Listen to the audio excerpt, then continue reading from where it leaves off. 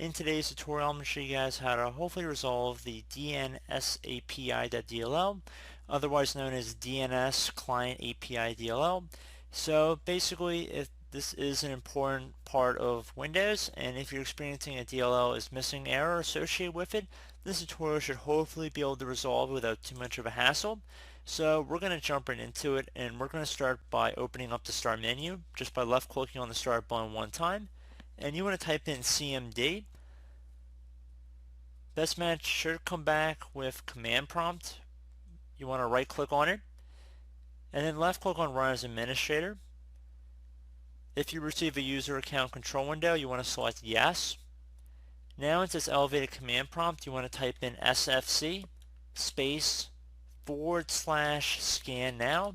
Scan now should all be one word here attached to the / we just typed in beforehand.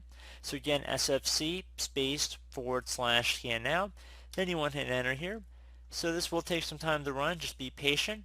And if you are experiencing this error, there should be a notification once it's done running that the Windows Resource Protection found corrupt files, and hopefully it was able to successfully repair them as well.